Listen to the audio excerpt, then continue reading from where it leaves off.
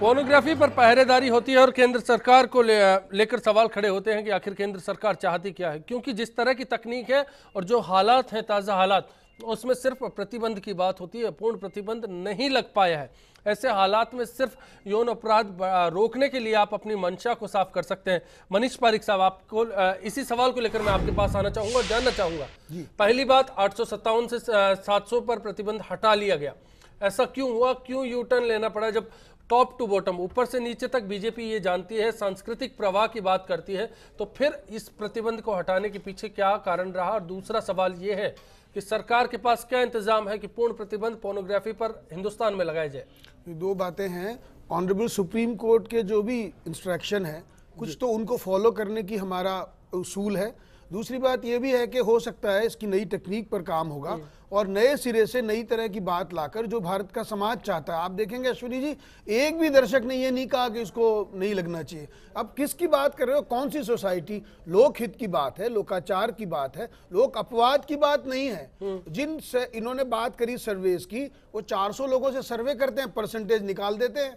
30 लोगों ने कह दिया तो वो 22% हो जाता है। This is the not problem. Problem is कि 120 करोड़ का देश है, उनमें से कोई भी माँ ये नहीं कहेगी कि ये पोर्नोग्राफी मेरे बच्चे को देखनी चाहिए, और वही माँ कह देगी हाँ पोर्नोग्राफी पे बैन नहीं होना चाहिए। ये कैसे हो सकता है? और हम तो डेमोक्रेसी के लोग हैं, हम तो जनता लेकिन की इस सवाल में मनीष पारिक साहब, इस जी। सवाल में जो सुनील जी कह रहे थे, अगर पर्दे की बात की जाए और फिर खुद का सवाल किया जाए, बच्चे की बात छोड़ दी जाए, आप पर्दे के पीछे क्या करना चाहेंगे और पर्दे के आगे क्या है? सवाल सोसाइटी का है, इसलिए दोनों बातों को गौर करना होगा। सवाल ये नहीं है कि कौन अपने बच्चे को अपराधी बनाना चाहता है, सवाल ये भी है कि कौन अपराधी बन रहा है। इसीलिए नैतिकता का सवाल आता है। जो व्यक्ति सार्वजनिक रूप से स्वीकार नहीं कर सकता कि मैं ये देखता हूं, उस चीज का उसके मन में अपराध बोध है कि वो गलती कर रहा है, और आप एक गलती को बिल्कुल जनरलाइज कर दो, अपराध बोध को खत्म कर दो। अपराध बोध के खत्म करने के पैरोकार ये कह सकते हैं कि अभी देखो अपराध बोध है ना आपको, इससे अपराध बोध खत्म हो जाएगा। अरे अपराध बोध जरूरी है क्योंकि वो गलती है। अब यहां पर गलती और बिना गलती एक हक, एक छाती आप गलती है तो ये बता दीजिए ना। 857 की बात की आपने, 700 से आज प्रतिबंध हटा दिया, ऐसा क्यों हुआ? बात निवेदन यही कर रहा हूं, भारतीय जनता पार्टी की सरकार ने जो विषय रखा था वो जनता के समक्ष गया। ऑनरेबल कोर्ट को जो विषय लगा उन्होंने उसको रखा। हमें एक बारगी उसको फॉलो करना ही है, इसलिए किया। लेकिन ये बात यहाँ बहस जो चालू हुई है, इसके बाद ये बात निश्चित तौर से समझिए, आगे आने वाले समय पर और उन्नत तकनीक के साथ इस प्रकार की बात की जाएगी जिससे भारतीय समाज के सिद्धांतों की, मूल्यों की रक्षा हो सके। इंटरनेट पर फिल्ट्रेशन वो नहीं है, इंडिया के पास वो फैसिलिटीज नहीं है, हाई टेक्निक नहीं है, आप कैसे करेंगे? और दूसरी ओर दूसरे देशों को अगर देखेंगे तो आपसे उलट है जिनको आप फॉलो कर रहे हैं। जी मैं आपको यही कह रहा हूँ, दूसरे देशों को देखने का हमारे संविधान में कोई वर्णन नहीं है। चलिए सुनील प्रजापति, उनकी राय जानना चाहूंगा, जयपुर से जुड़े। सुनील जी, आप क्या कहेंगे? अश्विनी जी नमस्कार जी। अश्विनी जी, मैं आपसे खाली 3 सवाल पूछना चाह रहा हूँ। जो ये फेसबुक पे और जो ये नेता नांगल जो एक दूसरे को उल्टी सीधी आलोचनाएं करते हैं, और दूसरा बच्चों को, जैसे गूगल पे कोई गेम खेलने के लिए बच्चा मोबाइल ले लेता है और उस गूगल के अंदर आप खुद देखो कई बार बच्चा गेम लगाता उल्टी सीधी चीजें लगा देता है, जिससे बच्चे का जो माइंड है वो उल्टी सीधी चीजें देखने में ज्यादा विकसित होता है। मैं ये चाहता हूँ अश्विनी जी, जैसे ड्राइविंग लाइसेंस होता है, 18 साल की उम्र के बाद ड्राइविंग लाइसेंस मिलता है, ऐसे ही बैन लगना चाहिए कि 18 साल से नीचे बच्चे वो तो है, वो तो इंटरनेट पे दरअसल एक्सेस को लेकर किया जाता है, इसको लेकर तो फिल्ट्रेशन है। डॉक्टर रश्मि, आपके पास में आऊंगा। सोसाइटी पर इम्पैक्ट की बात की जा रही है और सरकार कहती है फिलहाल जो प्रभावी अंकुश है उनकी मंशा है चाइल्ड पोर्नोग्राफी पर, तो बेहतर कदम यहाँ से कहा जा सकता है, शुरुआत ठीक है।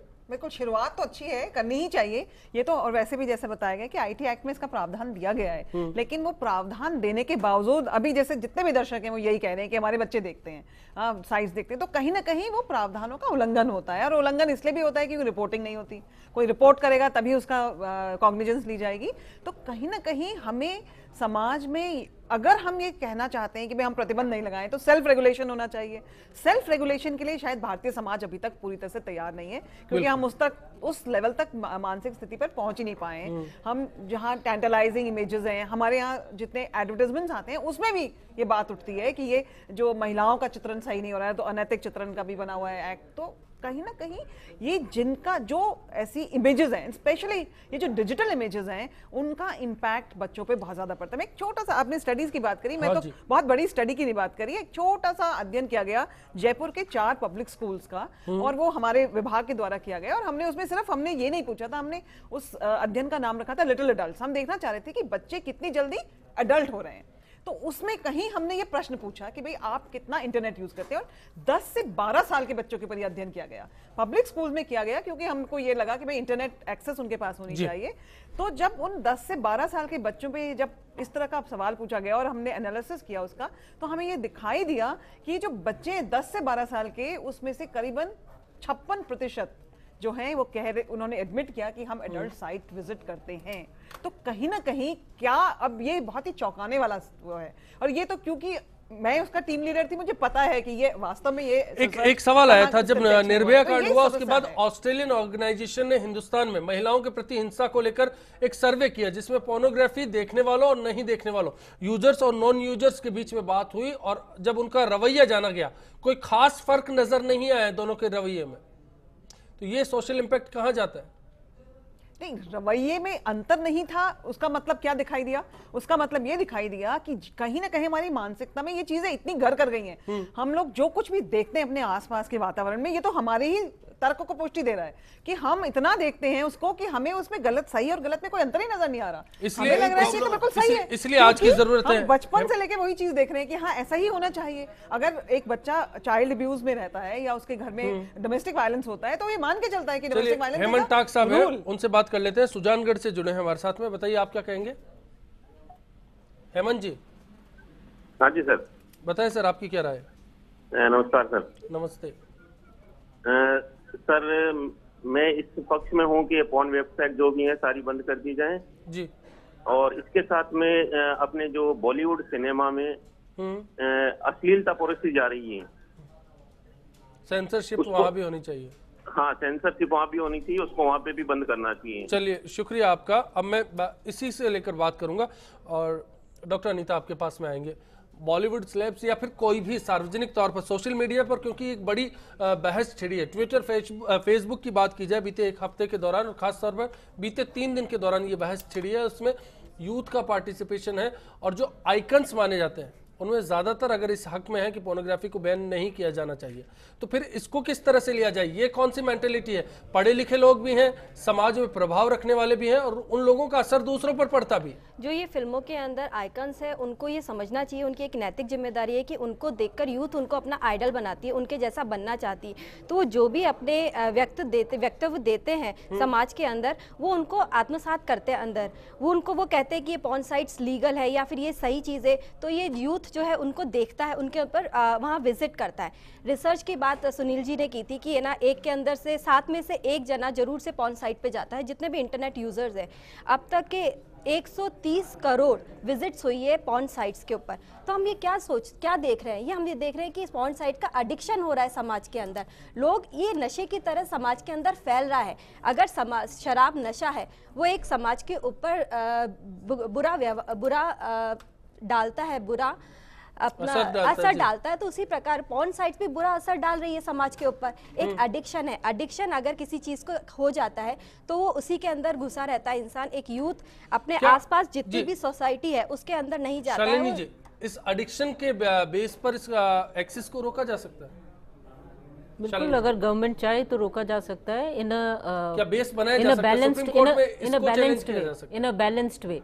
जैसे आपने कानून तो बना दिए, अब आज हम बात कर रहे हैं हमारे फंडामेंटल राइट्स की, फ्रीडम ऑफ एक्सप्रेशंस की, हमारे राइट टू लाइवलीहुड की, हमारे अपने जो फ्रीडम हमारी धाराओं में जिस तरह से कॉन्फ्लिक्ट है, हमारे तो कहते हैं आईटी एक्ट की धारा 19(2) के तहत में प्रतिबंध लगाया जा सकता है एक दायरे को लेकर, नैतिकता को लेकर। दूसरी और आर्टिकल 21 कहता है कि आपको स्वतंत्रता है। बिल्कुल, पर आर्टिकल 21 को हम समझ नहीं रहे ना, क्योंकि हमने संविधान पढ़ा नहीं ढंग से। आर्टिकल 21 ये कहता है कि आपकी फ्रीडम उस हद तक जो कि दूसरे के उसमें हनन नहीं हो। फ्रीडम का मतलब ये नहीं है कि आप पूरे देश की जो इंटरनल सिक्योरिटी या सेफ्टी है उसको आप ताक पे रख दो। आप दूसरे देशों का जहां पर जो खुले तौर पर इसका समर्थन कर रहे हैं उनको चैलेंज किया जा सकता है। आपने पॉक्सो एक्ट बना दिया, आपने डोमेस्टिक वायलेंस एक्ट बना दिया। अब अगर आप खुलेआम ऐसे पोर्नोग्राफी को, जो पेरेंट्स कहते हैं कि भाई हमारा बच्चे देखते हैं, तो मैं कहती हूँ कि वो पेरेंट्स अगर कोई बॉलीवुड सेलेब अगर इस बारे में बात करती है, सेलिब्रिटी इस बारे में बात करती है, तो उसको चैलेंज किया जा सकता है कानूनी तौर पर। सेलिब्रिटीज अश्विनी जी कितना रहती है, सेलिब्रिटीज अपने सेक्लूडेड एटमॉस्फेयर में रहती है। दिक्कत वो है कि जितना के विजिटर्स नहीं उतना उनका ट्विटर फेसबुक पे फॉलोअर्स है। सेलिब्रिटीज को जहां हमारी 80% जनता गांव में रहती है, उनके बीच में 2 दिन गुजारने को बोल दीजिए और उसके बाद वो खुल के बोले कि ये पॉर्न साइट जो है इस पे कोई प्रतिबंध नहीं होना चाहिए, सब बेझिझक देखिए। इस स्तर पर बात हो सकती है क्या? मैं सुनील जी आपसे जानूंगा, रवि जी हैं बूंदी से, उनसे बात कर लेते हैं। रवि जी, अपने सेफ्टी जोन में रहकर वो लोग ये कमेंट करते हैं बिकॉज वो प्रैक्टिकलिटी से बिल्कुल दूर है। जो इंसान सुबह से लेके शाम तक कैमरा और लाइट के आगे है, उसको प्रैक्टिकल लाइफ का क्या मालूम होगा, मुझे बताएं आप। कॉलर डिस्कनेक्ट हो गया, एक ब्रेक पर जा रहा हूँ, ब्रेक के बाद सुनील जी आपसे वापसी करेंगे। क्या इन तमाम तथ्यों पर बात हो सकती है? फिलहाल एक मिनट।